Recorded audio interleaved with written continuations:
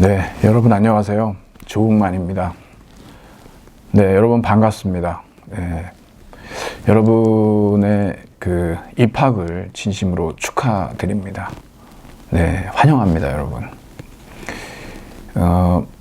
여러분들이 이제 그 여러분들의 꿈을, 여러분들의 포부를 이제 하나하나 실천해 나아가셔야 될 그러한 길에 이제 올라섰습니다. 이제 새로운 시작입니다, 여러분. 설렘도 있고 두려움도 있으시겠지만 그냥 산다는 거는 걷는 겁니다. 그냥 걷다 보면 또 쉴 때도 오고 그렇죠. 여러분들이 걸어가실 그 길에 조금 말동무도 되드리고 좀 보탬이 됐으면 좋겠습니다. 특히 저는 이제 이 과목을 통해서 여러분한테 조금 디딤돌이 됐으면 싶은데, 하여튼 열심히 한번 같이 한번 걸어보죠. 제가 이제 자세한 내용들 간략하게 여러분들한테 이제 안내문을 통해서 말씀을 다 드렸고요. 그리고 이제 오늘은 이제 첫 시간입니다. 그래서 어떤 기본적인 우리의 이런 비판적 사고, 이 논리적 사고라고 하는 것이 어떤 사고 능력인지, 어떤 태도가 필요한지, 어떤 태도 변화가 또 요구되는지, 이런 것들 제가 이제 이런저런 얘기를 가지고 좀 말씀을 드려볼까 합니다. 여러분, 최근에 이 마크 램자이어 미국 하버드 대학 로스쿨 교수의 이 매춘부 발언으로 일본군 위안부 피해자를 향해서 매춘부라고 하는 그러한 논문을 발표함으로써 상당한 이제 파란을 지금 일으키고 있습니다. 국제적으로도 이제 상당히 이 교수에 대한 어떤 논문 철회 요청도 계속 일고 있고, 아시다시피 여러분 이 뒤에는 일본 정부가 아주 지속적으로 어떤 돈을 지원하고, 그래서 일본 정부의 어떤 역사 왜곡, 조작, 이러한 작업들의 하나의 이제 또 일환으로서 또 일어났구나라고 하는 거, 또 이런 거죠. Here we go again, 이런 얘기를 할까요? 이제 또 시작입니다. 이제 한두 번은 아니지 않습니까? 반일 종족주의니 우리는 이미 굳은 살이 배겼는데, 위안부 강제 동원, 일본군에 의해 자행된, 조직적으로 강제로 동원된 이러한 사실에 대해서는 고노다마에서도 발표가 있었고, 그리고 이제 UN 인권 특별 보고서에서도 이미 다 언급이 됐던, 그래서 국제적인 합의에 도달된 것이거든요. 이게 역사적 진실입니다. 이게 무슨 신화입니까? 그런 건 아니거든요. 근데 이게 학자로서의 어떤 양심을 저버린 그러한 행위죠. 왜 그러냐 그러면은 학문이라고 하는 것은 어느 한쪽 입장만 이렇게 이제 경도되거나 고수된다라고 하는 것은 그런 어떤 학문 자세가 아닙니다. 거기에 대해서 이제 논박할 건 논박하고 설득할 건 설득하면서 근거를 제시를 해야 되겠죠. 그 근거가 타당하지 않거나, 우리가 신뢰할 만하지 않거나, 좋은 근거가 아니거나, 거기에 대해서 우리가 또 비판하고 논박할 수 있고, 그게 학문 발전이라는 것이 학문 세계가 그렇게 이루어지지 않습니까? 갑론을박을 통해서요. 근데 아주 한쪽에서 이제 학문의 자유 운운하는데, 이건 말도 안 되는 얘기입니다. 우리 이제 책에 처음에도 나오지만 생각의 자유, 양심의 자유라는 거죠. 우리 우리가 저기 헌법 제19조에 보면 양심의 자유가 있습니다. 양심의 자유는 구체적으로 뭐 한 세 가지로 우리가 나눠볼 수가 있습니다. 뭐 그 양심 형성의 자유, 그다음에 그 양심 표현의 자유, 그다음에 양심의 실천의 자유. 그래서 우리가 내부 고발이라든가 아니면 양심적 병역 거부. 오늘도 보니까 예비군 훈련을 거부한, 그러니까 뭐 비폭력주의자죠.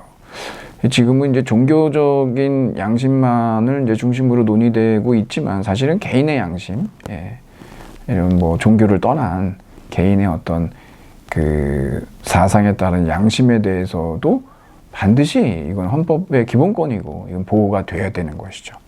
여러분 뭐 잘 아시다시피 제가 그냥 우스갯소리로 말씀드리는 겁니다만 양심에 털이 났다 뭐 넌 양심도 없냐라고 하는 그 양심과 지금 우리가 얘기하고 있는 헌법 제19조에 나와 있는 양심의 자유에서 말하는 이 양심이라고 하는 것은 이것은 기본권으로서의 양심이죠.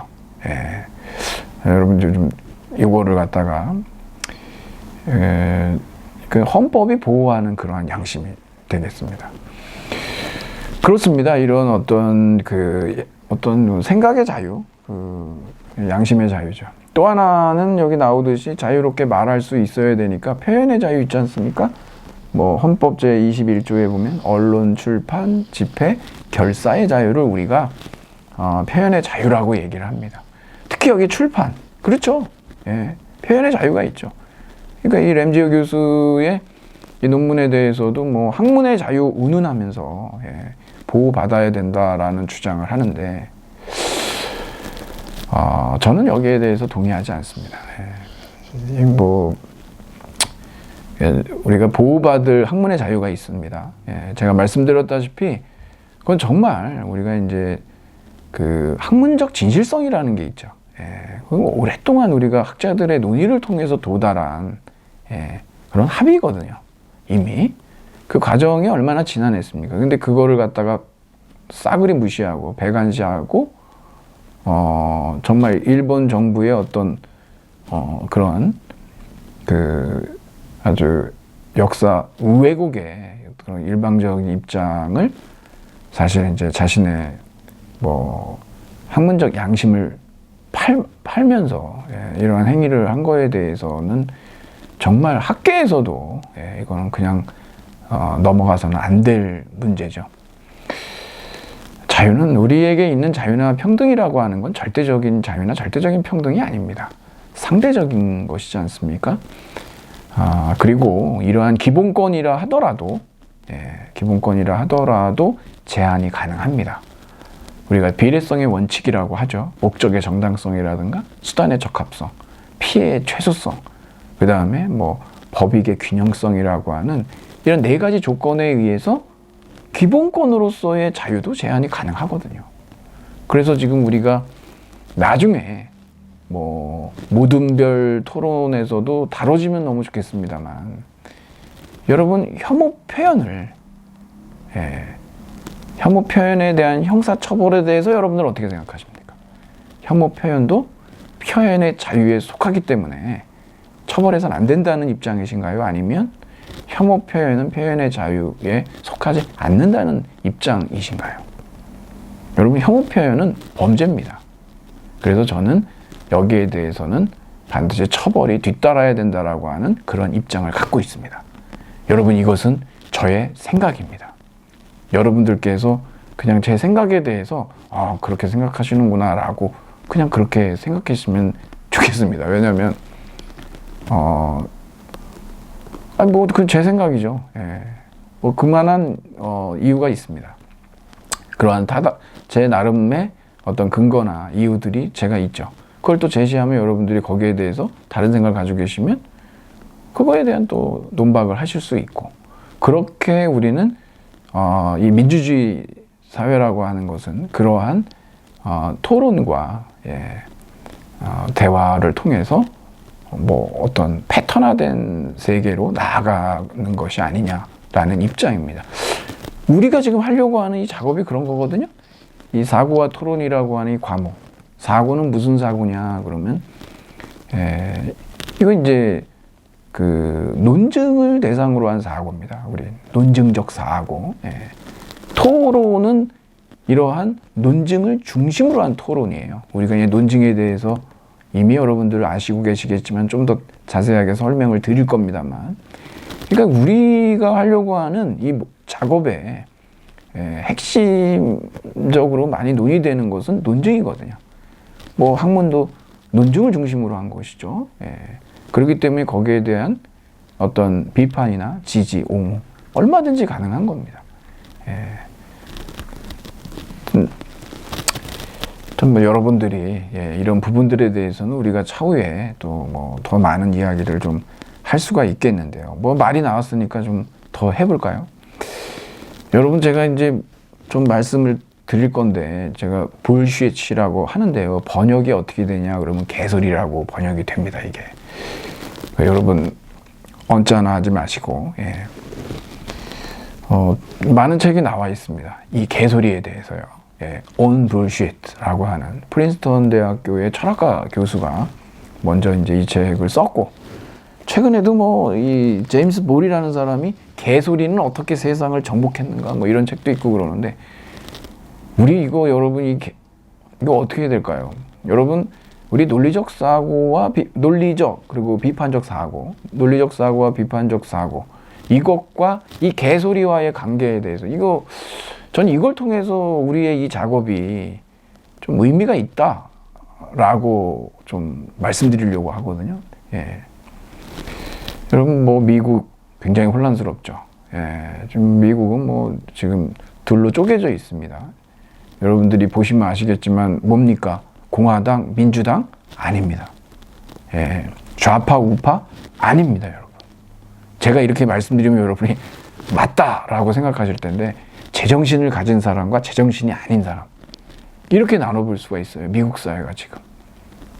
여러분, 그 마스크는요, 정말 우리 모두의 안전과 생명을 보호하기 위한 가장 중요한, 개인이 실천할 수 있는 가장 중요한 정말 우리의 보호 장구입니다.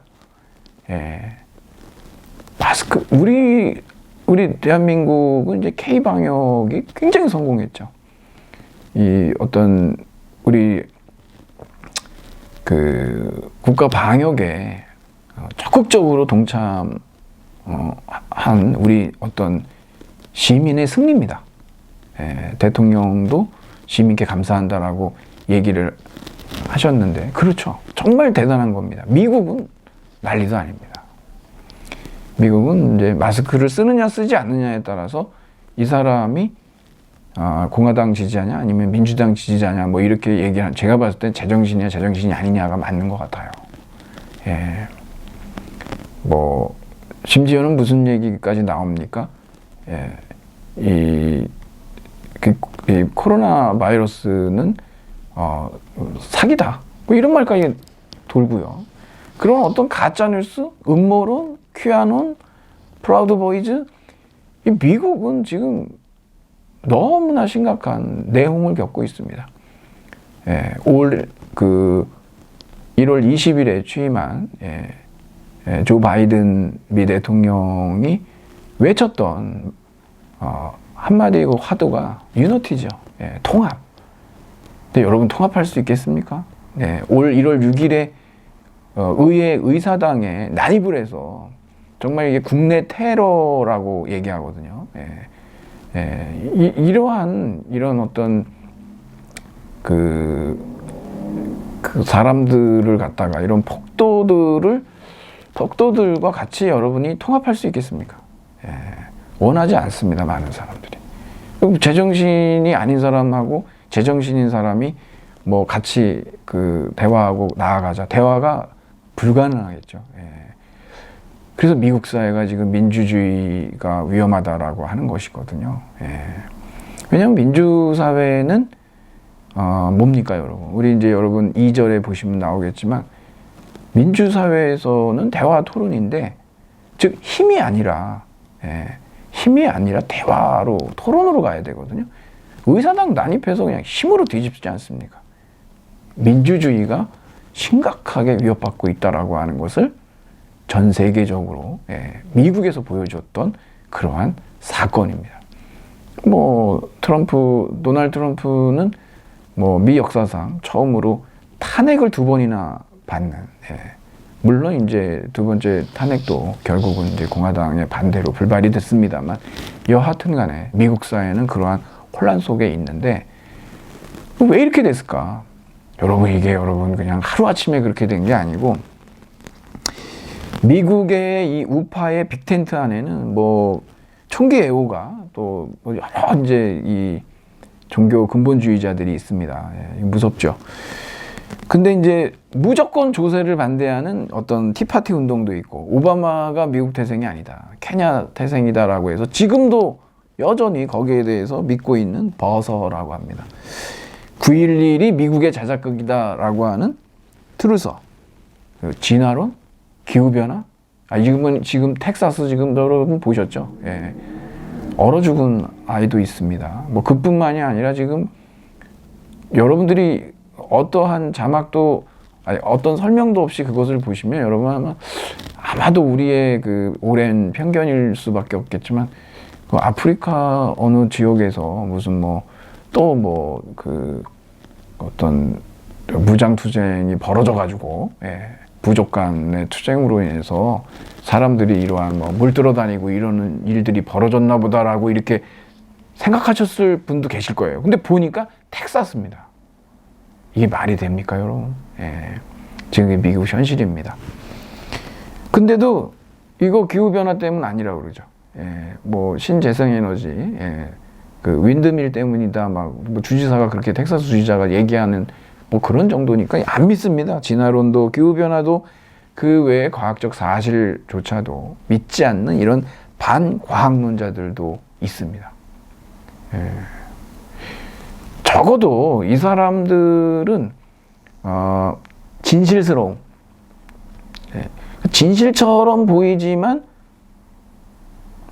팩트 체크를 해보면 진실이 아닌, 근데 진실처럼 보이려고는 해요. 근데 지금 여러분 제가 말씀드리는 이 개소리는, 불쉿은 그런 게 아닙니다.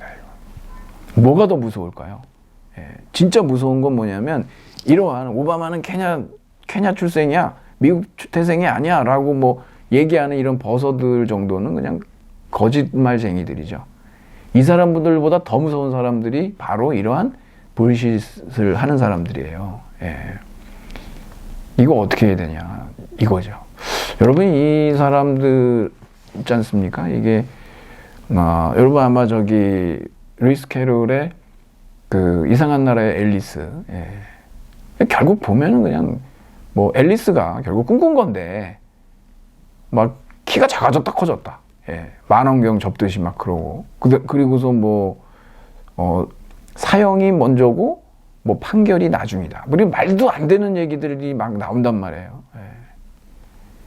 이게 토끼굴로 따라 들어가서 그렇게 됐지 않습니까? 하얀 토끼를 따라갔다가 끝도 없이 떨어지다가 이제 결국 거기에서 벌어지는 일들을 담고 있는데, 이거 완전히 이 세계는요 거의 토끼굴이에요. 여러분, 이거 미국 사회는 진짜 너무나도 혼란스럽습니다. 이 사람들은요 전문가의 얘기를 듣지 않아요. 닥터 파우치가 아무리 얘기를 해도 그냥 다 믿질 않습니다. 이 사람들이 믿는 건 뭐냐? 페북 친구? 이 사람들은요 미디어 리터러시가 안 돼 있어요. 이거 교육을 받아야 됩니다. 어떤 주장이 있으면 그 주장에 근거가 있겠죠. 증거가. 그럼 그거에 대해서 팩트 체크를 할 수 있는, 적어도 우리가 그것의 근거들을 조사해 볼 수 있는, 어떻게 하고요? 스탑하고 잠깐 멈추고 그걸 할 수 있는 능력이 없는 거예요. 파우치가 아무리 마스크를 착용해야 된다라고 얘기를 하고, 대통령이 나서서 얘기를 하고, 누가 다 얘기해도 아무도 안 믿습니다. 그런 퍼센티지가 거의 50%에 육박을 해요. 미국 사회가요. 참 놀라운 일입니다. 그걸로 인해서 헬스장에서 벌어지는, 이제 트레이너가 와서 마스크 쓰셔야 된다. 근데 이 사람이 턱스크를 했어요. 거기다 대고 막 그 사람을 갖다가 막 밀고 뭐하고 그러면서 다른 사람들은 이제 거기에서 촬영을 한 거죠. 그래서 이제 올라온 걸 봤는데 뭐 변호사랍니다. 그 사람이. 예, 마스크를 턱스크한 사람이. 결국에 뭐 회원권 박탈당하고 그리고 모욕죄로 이제 처벌을 기다리고 있다라고 하는데 그건 낯선 풍경이 아닙니다. 미국에서는. 그래서 제가 말씀드리는 거죠. 진짜 좌파 우파가 아니다. 세너티냐 인세너티냐의 문제. 여러분 뭐 글쎄요, 이게 뭐 전 세계적인 그러한 전염성도 있는 것 같아서 뭐 한국 사회도 예외는 아니지 않을까요? 예. 민주주의는 항상 항상 위험에 노출돼 있을 수밖에 없습니다. 그래서 생물이니까 이것을 민주주의의 이 가치를 지키기 위해서는 논리적, 비판적 사고가 필요하다라고 하는 겁니다. 예.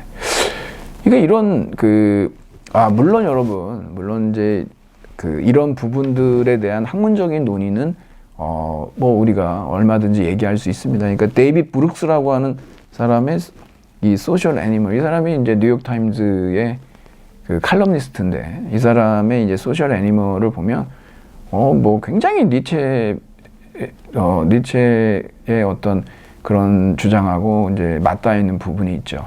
그런 부분 우리가 인정 안 할 수는 없습니다. 뭐냐면 즉 우리가 굉장히 합리적인 주장들을 하는데 가만히 따져보면 그 뒤에는 비합리적 동기들이 있다는 거예요. 뭐 도파민이라든가 뭐 기질이라든가 이런 것들.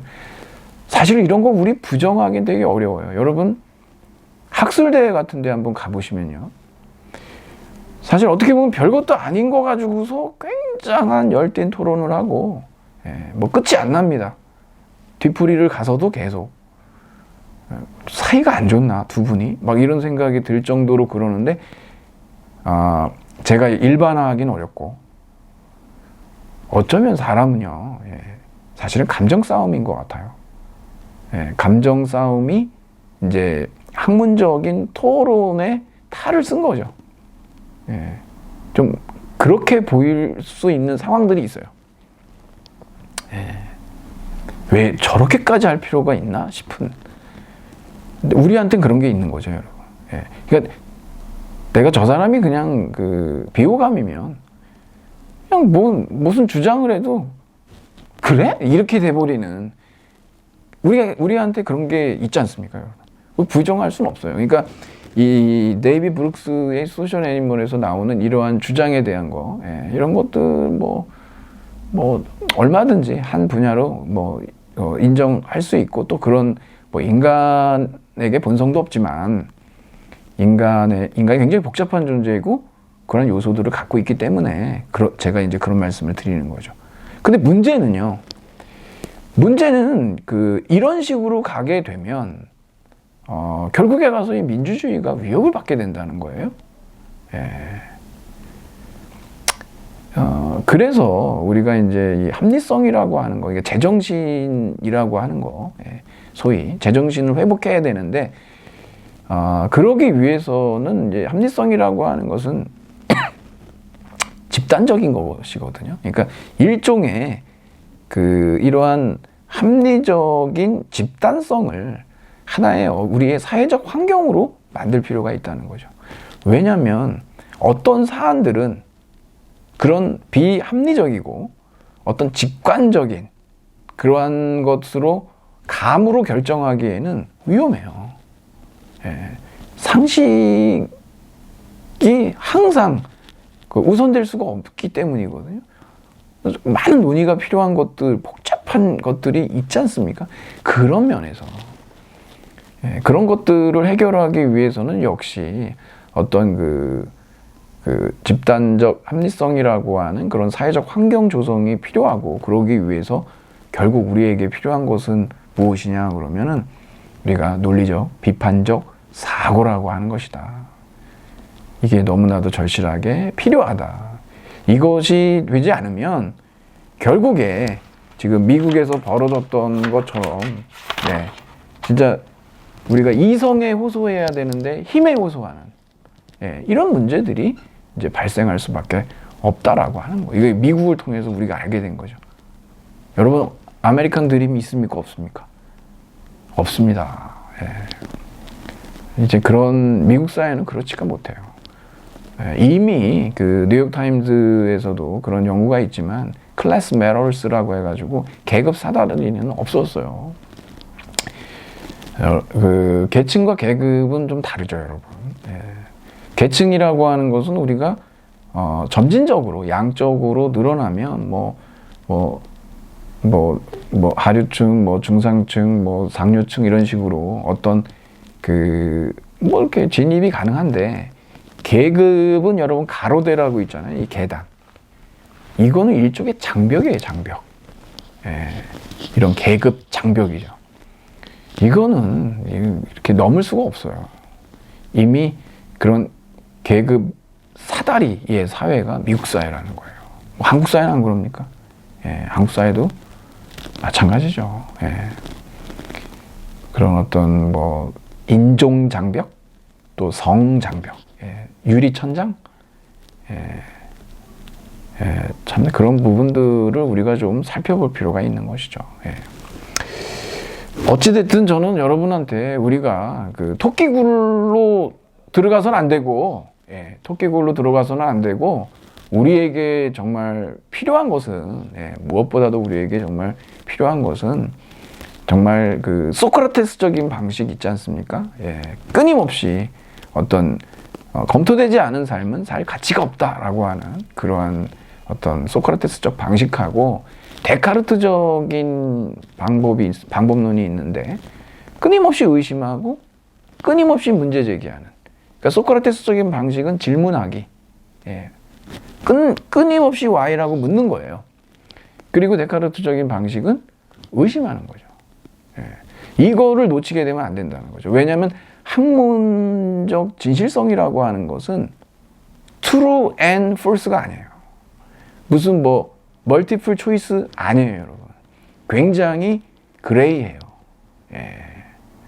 늘 귀납적 방식으로 언제든지 결론은 뒤집어질 수가 있는 거예요. 그게 학문 세계고 속성이지 않습니까? 너무 단순하게 보면 안 되는 거죠. 그것을 막아줄 수 있는 그러한 우리의 어떤 사유 습관, 생각 습관이 바로 논리적 사고, 이 비판적 사고라고 하는 거죠, 이게. 거짓말쟁이보다 위험한 이 개소리꾼에게 우리가 대처할 수 있는 방법은 뭐냐 그러면 여러분, 관심을 끄는 겁니다. 이들이 원하는 거는 어텐션이죠.